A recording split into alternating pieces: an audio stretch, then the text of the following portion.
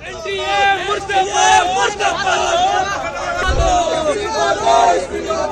accountability comes, my government is collectively answerable to that. Sir paper leak पे क्या बोलेंगे sir? Paper leak पे sir CBI national eligibility cum entrance test यानी NEET यानी देश की सबसे बड़ी मेडिकल एंट्रेंस परीक्षा खबरों में है क्योंकि रद्द हो गई है। इसको करवाने के लिए कागजों पर टेक्नोलॉजी का पूरा व्यूह तैयार हुआ। चप्पे चप्पे पर पुलिस वालों की निगहबानी, जीपीएस से लैस गाड़ियों के जरिए पेपर लाने की व्यवस्था, एग्जाम सेंटर पर एआई कैमरे जिनकी लाइव मॉनिटरिंग हो रही थी, डिजिटल चीटिंग रोकने के लिए जैमर्स की व्यवस्था, हर पेपर पर एक यूनिक वाटरमार्क आईडी ताकि लीक होने पर तुरंत पता चल जाए कि गड़बड़ी करने वाले कौन हैं, और सॉल्वर गैंग को रोकने के लिए बायोमेट्रिक वेरिफिकेशन की व्यवस्था। यहाँ तक कि रेजिडेंट डॉक्टर्स की छुट्टियां कैंसिल कर दी गई ताकि कोई सॉल्वर गैंग में शामिल ना हो जाए, और सेंटर्स पर भी हिदायतों का ढेर था। ज्वेलरी से लेकर बटुए तक हर चीज पर प्रतिबंध था, पर ये सारे के सारे इंतजाम धरे रह गए। 3 मई के एग्जाम को आज रद्द करने की खबरें आई। ये परीक्षा देश के लिए भविष्य के डॉक्टर तैयार करती है, इसे रद्द कर दिया गया। ये मुद्दा सिर्फ नीट के 22 लाख अभ्यर्थियों का या उनके घर वालों का नहीं है, हम सबका है, देश का है। इसलिए आज मुख्य समाचार में इस पर विस्तार से बात करेंगे। पेपर लीक होने की क्या कहानी सामने आई, क्या एक्शन हो रहा है, स्टूडेंट्स क्या कह रहे हैं, विपक्ष ने सरकार पर क्या आरोप लगाए, शिक्षा मंत्री धर्मेंद्र प्रधान ने कोई जवाब क्यों नहीं दिया, और बच्चों के भविष्य का क्या, नई तारीखें कब पता चलेंगी। एक्सपर्ट्स के जरिए और पत्रकारों के जरिए इन सब सवालों के जवाब जानने की कोशिश करेंगे। नमस्कार, सौरभ द्विवेदी नाम है हमारा और ये है इंडियन एक्सप्रेस हिंदी। इस साल का नीट यूजी एग्जाम रद्द हो गया। आरोप पेपर लीक के हैं, सीबीआई जांच कर रही है, दोषियों को सजा दिलाने और री एग्जामिनेशन की बातें हो रही हैं। बस जवाब सबसे जरूरी सवाल का नहीं मिल रहा है कि बिना किसी गड़बड़ी के एग्जाम क्यों नहीं हो पा रहे और पेपर लीक वाले सिस्टम से मुक्ति क्यों नहीं मिलती। सवाल पूछिए तो शिक्षा मंत्री धर्मेंद्र प्रधान मुंह फेर कर निकल जाते हैं। पेपर लीक की नई परिभाषा अधिकारी देश को समझाते हैं। पेपर लीक का मेन प्रिंसिपल क्या है कि वो सिक्योरिटी बनाना। जितनी हम लोगों ने अभी तक इन्वेस्टिगेशन करी है कि भाई यदि पेपर मैंने ओपन डोमेन में डाल दिया तो मेरे को उसमें से कुछ भी नहीं मिलेगा। ये देश के नीति नियंता हैं जो सवालों के जवाब नहीं दे रहे। अब उनको सुनते हैं जिन पर बीत रही, यानी बच्चे और उनके अभिभावक। और काफ़ी बच्चों मतलब कि जो मेरे फ्रेंड्स हैं वो मतलब कि काफ़ी ज़्यादा स्ट्रेस्ड में हैं कि फिर दोबारा से उसी एंग्जाइटी, उसी प्रेशर में हमें दोबारा पढ़ना पड़ेगा। हमने सोचा था कि एग्ज़ाम के बाद एंजॉय करेंगे, जो अपना मतलब कि अपने प्रेशर को रिलीज़ करेंगे। ऐसे एक मिनट में उन्होंने मेहनत वेस्ट कर दी, सब एकदम रिलैक्स माइंड से, पढ़ाई कुछ नहीं करनी, और आप अचानक से बोल रहे हो अगले महीने आके वापस सीट दो। ये बात तो कोई बेकार सी बात होगी। इसकी जानकारी किसी एजेंसी ने नहीं दिया, बल्कि इसकी जानकारी सबसे पहले बच्चों ने सरकार के पास पहुंचाई कि हमारा पेपर लीक हो गया है, देखिए यहाँ पर। गवर्नमेंट की जो एजेंसी है उन्हें ये पता चलना चाहिए यहाँ पे। तो हमने जो एजेंसी को दे रखा है ये पेपर लीक, ये एग्जाम कराने के लिए, ये समझ में नहीं आता इन्हें पेपर कराने के लिए दिया गया या लीक कराने के लिए। इस बार का नीट एग्जाम यूजी का 3 मई को हुआ था। करीब 22 लाख स्टूडेंट इसमें शामिल हुए थे। एग्जाम के तुरंत बाद गड़बड़ियों की शिकायतें आने लगी। इंडियन एक्सप्रेस के लिए अभिनय हरगोविंद ने रिपोर्ट की। पता चला कि पेपर छपने से पहले ही बायोलॉजी के 90 और केमिस्ट्री के 30 सवाल लीक हो गए। इस लीक के तार जयपुर से जुड़े। राजस्थान की एसओजी एक्टिव हुई और जांच सीकर तक पहुंची। एसओजी ने पता लगाया कि एग्जाम से 2 दिन पहले कुछ handwritten guess paper Sikar के स्टूडेंट्स के पास पहुंचे थे। 720 में से 480 नंबर के सवाल एकदम हूबहू थे, यानी 480 नंबर के सवाल नीट के असल एग्जाम में आए ही आए। जांच आगे बढ़ी तो केरल और देहरादून का नाम सामने आया। राजस्थान एसओजी ने राकेश मंडावरिया का नाम लिया, जो सीकर का रहने वाला है, और पुलिस की माने तो उसने देहरादून से गेस्ट पेपर चुरू में एक एमबीबीएस के स्टूडेंट को शेयर किया जो केरल में पढ़ाई कर रहा था, और फिर यहाँ से लीक ने रुकने का नाम नहीं लिया।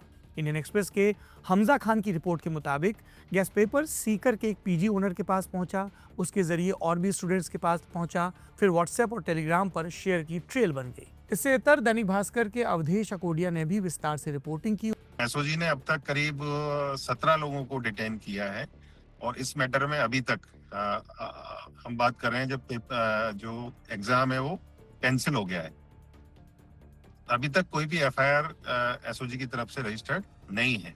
एसओजी का ये कहना है, जो ऑफ द रिकॉर्ड बताया है वहाँ के ऑफिसर्स ने, कि हमने एनटीए से रिक्वेस्ट किया कि आपने जो हमें लीड दी थी उस पर हमने इन्वेस्टिगेशन किया है और ये पेपर जो है वो लीक है। और बहुत लार्ज स्केल पे स्प्रेड हुआ है, तो आप इस पे कंप्लेंट दीजिए, हम एफआईआर दर्ज करेंगे। तो उन्होंने कहा नहीं, हमने आपको लीड दी थी, अब आपको इन्वेस्टिगेशन में लगता है कि इसमें कुछ क्राइम हुआ है, क्राइम कमिट हुआ है, तो आप अपने लेवल पे एफआईआर दर्ज कर सकते हैं। तो कल तक इस पे यही चल रहा था कि कौन अपनी तरफ से एफआईआर दर्ज इस पे करे। अब क्योंकि एग्जाम कैंसिल हो गया है और साथ में ये भी आया है कि सीबीआई इसकी अब इंक्वायरी करेगी। पेपर लीक की बात एकदम साफ है, ऐसे में लॉजिक यही कि पूरे एग्जाम को कैंसिल किया जाए। 12 मई को एनटीए की तरफ से एक लंबा चौड़ा बयान आया। बताया गया कि केंद्र सरकार के साथ सलाह मशवरे के बाद एग्जाम को फिर से कराने का फैसला लिया गया है। 4 अहम बातें और कही गई। पहली, सीबीआई जांच करेगी। दूसरी, री एग्जामिनेशन की तारीख जल्द बताई जाएगी। तीसरी, एग्जाम सेंटर नहीं बदले जाएंगे। और चौथी, कैंडिडेट्स की एग्जाम फीस वापस की जाएगी। एग्जाम लीक की सूचना के साथ सफाइयां भी आई। एनटीए के चीफ अभिषेक सिंह का ये बयान सुनिए। 7 मई को हमें एक सूचना प्राप्त हुई थी एक विसल ब्लोअर के द्वारा 7 मई की रात को कि एग्जाम कंडक्ट होने के बाद कि उन्हें विसल ब्लोअर ने ये लिखा था कि उन्हें एग्जाम कंडक्ट होने के पहले एक व्हाट्सएप मिला था जिसमें कि कुछ प्रश्न थे जो कि एग्जाम से मैच कर रहे थे। 7 की रात को जब ये मैसेज आया कि एक व्हाट्सएप मैसेज पे कुछ पीडीएफ फ्लोट कर रहे थे जिसमें कुछ प्रश्न मिल रहे थे, तो हमारा काम 2 था। पहले तो ये वेरीफाई करें कि क्या वह जो एलिगेशन है कि उसमें जो प्रश्न है क्या वह हमारे प्रश्न पत्र से मैच करते हैं, और नंबर 2, क्या वह पीडीएफ किसी भी तरह से 3 मई के पहले एग्जाम के पहले उपलब्ध था किसी भी व्यक्ति को। तो जब हमने उसकी जांच कराई लॉ एनफोर्समेंट एजेंसीज से, तब ये पाया गया कि कुछ प्रश्न उसमें से मैच कर रहे थे जो हमारे प्रश्न पत्र थे, और जो पुलिस का इन्वेस्टिगेशन था उसमें भी यह प्राप्त हुआ कि 2 तारीख को और 1 तारीख को कुछ लोगों के फोन पे वो पीडीएफ मौजूद था। पर इन सफाइयों का ज्यादा असर नहीं दिखा। देश के अलग अलग हिस्सों में विरोध प्रदर्शन हुए। यूपी, राजस्थान, बिहार, तेलंगाना, तमिलनाडु और केरल में रैलियां निकली। राजधानी दिल्ली में छात्र संगठन एनएसयूआई और लेफ्ट के स्टूडेंट्स ऑर्गेनाइजेशन ने सड़कों का रुख किया और शिक्षा मंत्री का इस्तीफा मांगा। विपक्ष में शायद ही ऐसी कोई पार्टी रही जिसने इस मुद्दे पर सरकार को न घेरा हो। लोकसभा में नेता प्रतिपक्ष राहुल गांधी ने कहा कि मोदी सरकार का तथाकथित अमृत काल अब विष काल में बदल गया है। आम आदमी पार्टी के अरविंद केजरीवाल ने भी प्रेस कॉन्फ्रेंस की और आरोप लगाया कि पेपर लीक करने वालों को बचाया जा रहा है। पंजाब में शिरोमणि अकाली दल से लेकर महाराष्ट्र में शरद पवार वाली एनसीपी के नेताओं तक सब ने केंद्र सरकार पर सवाल दागे। केंद्र सरकार ने एक बार फिर सीबीआई की जांच के नाम पर अपने आप को बचाने की कोशिश की है, क्योंकि जांच के नाम पर आप मामले को टालना चाहते हैं कि 2 साल पहले भी जांच बिठाई गई थी, उसकी रिपोर्ट कहाँ है, कौन दंडित हुआ, किसको सजा हुई, कोई मालूम नहीं है। आपने देखा इस बार पेपर लीक की खबर आई तो एनटीए ने सरकार से सलाह करके पेपर रद्द करने का फैसला किया। ये नीति से विचलन है। क्यों? 2024 में झारखंड से नीट एग्जाम में गड़बड़ियों की खबरें आई थी और तब सरकार ने कहा था कि कुछ जगहों पर हुए लीक को सिस्टमेटिक लीक नहीं माना जा सकता, इसलिए पूरा एग्जाम कैंसिल नहीं होगा। उस साल संसद में भी सरकार की तरफ से ये सुनिश्चित करने की बयानों के जरिए कोशिश हुई थी कि अब से एग्जाम लीक नहीं होंगे। इसी साल सरकार ने public examination prevention of unfair means act 2024 भी पास किया था, जिसमें पेपर लीक पर 10 साल तक की सजा और 1 करोड़ तक के जुर्माने का प्रावधान है। लेकिन 2 साल बाद फिर से वही स्थिति बन गई है। और बात सिर्फ इन 2 सालों, एक एग्जाम या फिर एनटीए जैसी किसी एक एजेंसी की नहीं है। देश का मानचित्र उठाइए, किसी भी राज्य पर नजर डालिए, उस राज्य के नाम के साथ गूगल पर पेपर लीक सर्च करिए, शर्तिया आपको पीड़ितों के बयान दिखेंगे जिसमें वो भविष्य पर चिंता जता रहे हैं, हुक्मरानों से न्याय की उम्मीद कर रहे हैं और सरकारों के लीपापोती से भरे बयान भी दिखेंगे। पर तमाम वादों के बाद भी सूरत बदलती नहीं दिखती। अभी अपना फोकस सिर्फ एनटीए और नीट पर रखते हैं। एनटीए शिक्षा मंत्रालय के अंतर्गत काम करने वाली एक संस्था है। नवंबर 2017 में सरकार की मंजूरी से इसे बनाया गया। मेडिकल के साथ साथ engineering, UGC NET, CUET UG और पीजी के एग्जाम कंडक्ट करवाती है। सीयूईटी का एग्जाम मतलब ग्रेजुएशन और पोस्ट ग्रेजुएशन में एडमिशन। एनटीए ने 5 सितंबर 2018 से अपना काम शुरू किया था। एनटीए को सोसाइटी रजिस्ट्रेशन एक्ट 1860 के तहत रजिस्टर किया गया। इसकी शुरुआत का विचार 1992 के प्रोग्राम ऑफ एक्शन से आया था। इसमें 1986 की राष्ट्रीय शिक्षा नीति के आधार पर पूरे देश में एक जैसे एंट्रेंस टेस्ट की बात कही गई थी। साल 2010 में आईआईटी की डायरेक्टर्स की एक कमेटी ने ऐसी कॉमन संस्था को बनाने की सलाह दी थी। उन्होंने कहा था कि इसे कानून के जरिए बनाया जाए ताकि ये संस्था पूरी आज़ादी और साफ सुथरे पारदर्शी तरीके से काम कर सके। इसे अमेरिका की ETS यानी एजुकेशनल टेस्टिंग सर्विस संस्था की तर्ज पर बनाया गया। 2013 में शिक्षा मंत्रालय ने शुरू करने की योजना बनाने के लिए टीम तैयार की। 2017 में नरेंद्र मोदी सरकार की कैबिनेट ने इसे मंजूरी दी और इसके बाद NTA बनाने का ऐलान हुआ। शिक्षा मंत्रालय का कहना था कि NTA को इसलिए बनाया गया ताकि छात्रों का तनाव कम हो। अलग अलग कोर्सेज के लिए बहुत सारी परीक्षाएं होती थी, इसकी जगह एकीकृत एक परीक्षा। NTA फिलहाल एक गवर्निंग बॉडी के तहत काम करता है जिसमें एक चेयरपर्सन, एक सदस्य सचिव और कई सरकारी संस्थाओं के बड़े अधिकारी शामिल होते हैं। इसमें कई लोग रोटेशन के बेसिस पर भी होते हैं, जैसे इस वक्त JNU की वाइस चांसलर NTA की गवर्निंग बॉडी में है, जो कि सेंट्रल यूनिवर्सिटीज को रिप्रेजेंट कर रही है। ये रोटेशन है, अगले साल किसी और सेंट्रल यूनिवर्सिटी के VC इसमें होंगे। NTA की गवर्निंग बॉडी में फिलहाल 14 अधिकारी शामिल हैं, यानी तमाम चेक्स एंड बैलेंसेस के साथ बनाया गया सिस्टम, जिसका एक ही मकसद कि स्टूडेंट्स को कम से कम परेशानी हो। लेकिन रिकॉर्ड कुछ और तस्दीक कर रहे हैं। नजर डालते हैं नीट UG 2019। NTA ने नीट का पहला एग्जाम 2019 में करवाया। कई सवालों के एक से ज्यादा सही जवाब थे। सुप्रीम कोर्ट में मामला पहुंचा। NTA ने नई आंसर की जारी की। JEE main 2021। इस परीक्षा के दौरान पेपर लीक होने और असली छात्र की जगह किसी और की परीक्षा देने के आरोप लगे। इस वजह से कई गिरफ्तारियां हुई और ऑनलाइन परीक्षा के सिस्टम की सुरक्षा पर गंभीर सवाल खड़े हुए। CUET UG 2022।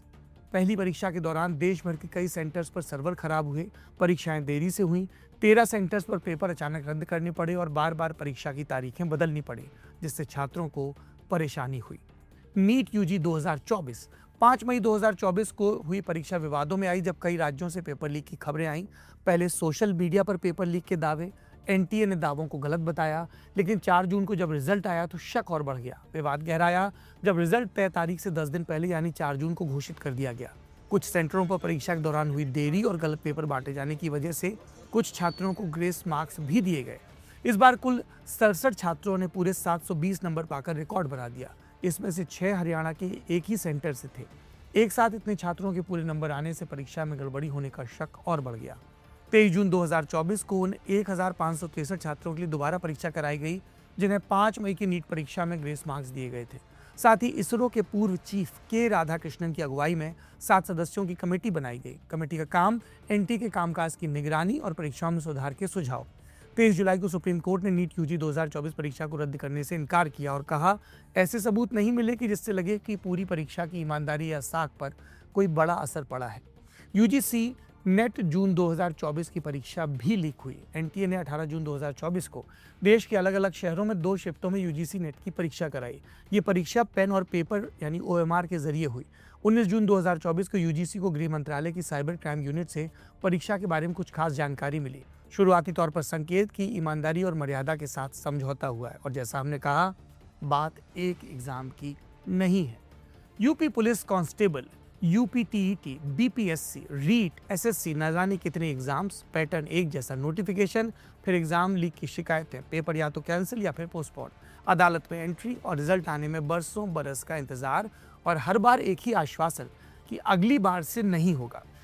देश में सवाल एक ही पूछा जा रहा है, विश्वगुरु बनने की चाहत है, चौथी सबसे बड़ी इकोनॉमी, सुपर पावर के दावे और एक अदद एग्जाम बिना किसी गड़बड़ी के नहीं करवा पा रहे। नीति नियंता मंच से भाषण अच्छे देते हैं, ज़रा एक भाषण इस पर भी आए और उम्मीद करते हैं कि वो आखिरी भाषण हो, क्योंकि जवाबदेही सरकार की है। आप देख रहे हैं इंडियन एक्सप्रेस हिंदी।